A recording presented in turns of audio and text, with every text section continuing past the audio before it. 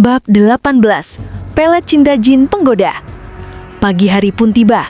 Sebelum sinar matahari mulai menampakkan cahayanya, pagi ini terlihat seorang pria tua menyisir hutan dan berjalan dengan terburu-buru.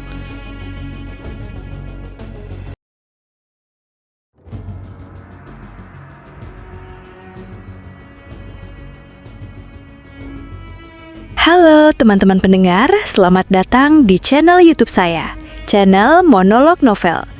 Channel ini akan membahas novel, dari novel pribadi karya saya sendiri maupun novel karya penulis yang lainnya. Video kali ini saya bukan mereview novel, melainkan membacakannya untuk kalian semua. Langsung kalian simak monolog novel dari saya. Ini adalah sebuah monolog dari novel karya saya sendiri. Novel dengan judul Pemuda Sakti Penakluk Mustika. Novel ini dapat kalian baca di aplikasi ini. Untuk kalian yang ingin mendengar monolog dari novel saya ini, simak videonya. Pemuda Sakti Penakluk Mustika. Bab 18. Pelet cinta jin penggoda. Pagi hari pun tiba. Sebelum sinar matahari mulai menampakkan cahayanya, pagi ini terlihat seorang pria tua menyisir hutan dan berjalan dengan terburu-buru. Laki-laki tua itu tak lain dan tidak bukan adalah kakeknya Bayu. Kakeknya Bayu terburu-buru untuk segera pulang dan melihat keadaan cucunya yang baru dari pulang berlatih di alam goib. Kakeknya Bayu berjalan melalui hutan agar lebih cepat sampai ke rumahnya. Kakeknya Bayu sudah sangat tidak sabar ingin melihat cucunya dan ingin tahu perubahan apa saja yang sudah terjadi dengan cucunya itu. Lama kakeknya Bayu berjalan membelah hutan perbatasan antara desanya dan desa sebelah. Akhirnya, kakeknya Bayu pun keluar dari hutan dan tiba tak jauh di dekat rumahnya. Kakeknya Bayu berjalan mendekat rumahnya dari jauh. Dia sudah membaca aji-ajian untuk membuka mata batinnya agar bisa melihat gejolak kekuatan Bayu. Namun, anehnya, ketika kakeknya Bayu membuka mata batinnya, dia tak melihat apa-apa di sekitar rumahnya. Hanya aura kehadiran istrinya saja. Kakeknya Bayu pun kaget karena hal tersebut. Dia sedikit berlari menuju ke rumahnya dan mengetuk pintu dengan terburu-buru. "Assalamualaikum, Nyi, atuh pulang," ucap kakeknya Bayu sambil terus mengetuk pintu rumahnya. Tak lama setelah kakeknya Bayu mengetuk pintu rumahnya, terlihat pintu itu terbuka dan menampakkan tubuh kecil cucunya. Kakeknya Bayu kaget karena tak melihat aura di tubuh cucunya. Bahkan dia tak merasakan hawa kehadiran Bayu sebelum membuka pintu. "Waalaikumsalam, Kong," ucap Bayu ketika membuka pintu. "Loh, Leh, Uti kemana? Kok Bayu yang buka pintu?" tanya kakeknya Bayu. "Uti lagi di dapur, Kong. Lagi masak buat sarapan," jawab Bayu. "Oh alah, kakung kira Uti kemana?" ucap kakeknya Bayu singkat. Setelah itu, kakeknya Bayu masuk ke dalam rumah dan duduk di meja makan tak jauh dari dapur. Terlihat Bayu menemani kakeknya yang baru pulang. Tak lupa Bayu juga membuatkan kopi untuk kakeknya. Bayu pun menyuguhkan kopi untuk kakeknya dan dibalas senyuman oleh kakeknya. "Leh, kamu pulang dari kapan?" tanya kakeknya Bayu sambil menyeruput kopi buatan Bayu. "Aku pulang kemarin malam, Kong. Kan beberapa hari lagi Bayu masuk sekolah," jawab Bayu. "Loh, cukupkah waktunya untukmu latihan?" tanya kakeknya Bayu. "Cukup kok, Kong. Kan Bayu menggunakan mustika hijau untuk memperlambat waktu agar Bayu bisa berlama-lama di dunia goib," jawab Bayu. "Terus, apa saja yang kamu dapat di sana waktu kamu latihan, Leh?" Kembali kakeknya Bayu melayangkan pertanyaan. Ketika Bayu hendak mengeluarkan aura, terlihat kakeknya Bayu sedikit kaget karena melihat Bayu mulai memasang kuda-kuda. "Sudah, Leh, nanti saja menunjukkan ke kakung. Sekarang kita sarapan saja dulu. Nanti setelah ini kita ke hutan belakang. Kakung mau lihat kekuatanmu, Leh," ucap kakeknya Bayu menghentikan Bayu ketika ingin mengeluarkan aura. Bayu pun hanya mengangguk saja dan mereka langsung sarapan bersama sambil sedikit berbincang-bincang. Bayu pun bercerita banyak hal tentang apa saja yang dia lakukan di sana dan pelatihan apa saja yang dia dapatkan. Bayu pun tak lupa bercerita ketika dia sedang menundukkan mustika-mustika miliknya. Terlihat kedua kakek dan neneknya menyimak apa saja yang Bayu ceritakan kepada mereka berdua. Beberapa jam berlalu, Bayu pun diajak oleh kakeknya ke hutan belakang rumah. Di sana kakeknya Bayu membuka tabir goib untuk menjadi tempat berlatih Bayu. Ketika di dalam tabir goib, Bayu pun diperbolehkan untuk mengeluarkan aura miliknya. Bayu memasang kuda-kuda untuk mengeluarkan aura miliknya dan melepaskan kekuatan mustika hijau yang sedari tadi menutupi hawa keberadaan Bayu. Namun, anehnya ketika kakeknya Bayu membuka mata batinnya, dia tak melihat apa-apa di sekitar rumahnya. Hanya aura kehadiran istrinya saja. Kakeknya Bayu pun kaget karena hal tersebut. Dia sedikit berlari menuju ke rumahnya dan mengetuk pintu dengan terburu-buru. Andaikan Bayu bukan cucuku, maka sudah pasti aku akan berlutut di depannya ketika melihat kedahsyatan aura miliknya. Gumam kakeknya Bayu sambil mengeluarkan keringat dingin. Setelah itu Bayu pun berjalan mendekat ke arah kakeknya dengan aura yang meluap-luap.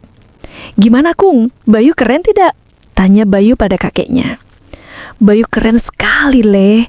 Kakung sampai tak bisa berkata-kata lagi. Kamu bisa menguasai semua mustika milikmu hingga mereka melebur menjadi satu seperti ini," jawab kakeknya Bayu. "Eits, masih ada satu lagi kekuatan Bayu yang pasti buat Kakung kaget," ucap Bayu sambil sedikit bergaya. "Apa itu, Le? Kakung boleh lihat?" tanya kakeknya Bayu penasaran dengan apa yang akan cucuna perlihatkan.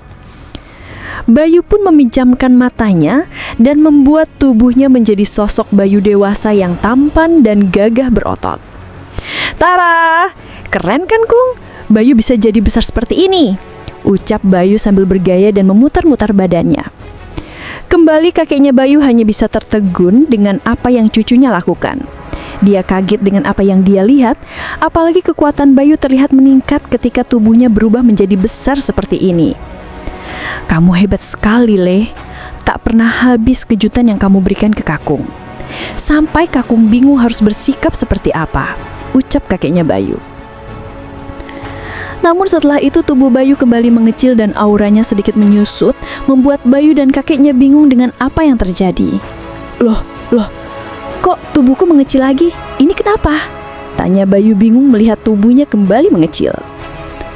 Terdengar suara laki-laki berwibawa menjawab pertanyaan Bayu. "Tuan muda, kekuatan hamba masih belum sempurna.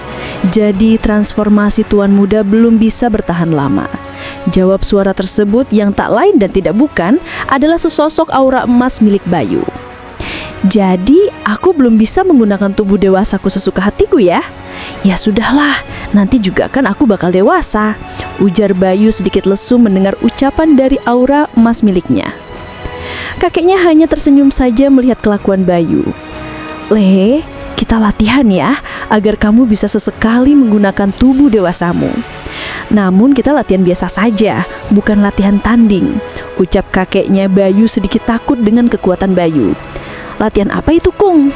tanya Bayu singkat, ingin tahu latihan apa yang dimaksudkan kakeknya. "Kita latihan meditasi, namun kita harus mencari tempat yang penuh dengan aura agar ada makanan untuk aura emas milikmu agar dia dapat bertumbuh menjadi semakin kuat," ucap kakeknya Bayu menjelaskan agar Bayu bisa membantu proses pembesaran kekuatan aura emas miliknya. "Kita mau latihan di mana Kung?" tanya Bayu bingung dengan ucapan kakeknya. "Nanti ya Le, setelah pekerjaan Kakung selesai kita akan langsung latihan," jawab kakeknya Bayu sambil tersenyum. "Emang ada masalah apa Kung? Kok sepertinya Kakung sangat sibuk sekali?" tanya Bayu pada kakeknya karena dia ingin tahu apa yang kakeknya Bayu kerjakan. Karena Bayu bertanya seperti itu, akhirnya kakeknya pun mau tidak mau harus menjelaskan kepada Bayu tentang apa yang sedang kakeknya Bayu kerjakan. Kakeknya Bayu mendapat tugas untuk mengusir makhluk yang menempel pada seorang wanita cantik yang merupakan kembang desa di desa sebelah. Makhluk itu merupakan sosok jin penggoda. Dia adalah hasil dari ajian pelet cinta jin penggoda karena ada seorang pemuda yang sangat mencintai kembang desa itu, namun ditolak dan dipermalukan oleh kembang desa itu. Sehingga dia pergi ke seorang dukun dan melakukan ritual pelet cinta dengan bantuan jin penggoda yang cukup kuat sehingga membuat kakeknya Bayu kesulitan. Bayu yang mendengar itu, dia memiliki ide yang cukup logis. Dia ingin membantu pekerjaan kakeknya karena dia merasa dia cukup mampu untuk membantu kakeknya. Bayu pun mengusulkan idenya itu dan kakeknya terlihat setuju dengan apa yang Bayu sampaikan padanya. Karena kakeknya Bayu sudah sangat putus asa ketika mencoba mengusir jin penggoda itu. Setelah lama mereka mengobrol, mereka pun keluar dari tabir gaib dan kembali pulang ke rumahnya karena tak terasa mereka berdua sudah berjam-jam berada di dalam tabir gaib. sehingga membuat kakeknya Bayu sedikit kehabisan tenaga dan kakeknya Bayu terlihat sangat kelelahan.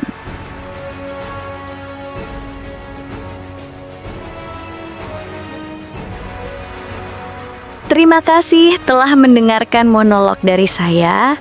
Jangan lupa terus dengarkan monolog saya di video-video selanjutnya. Satu lagi, jangan lupa like, komen, dan subscribe ya guys.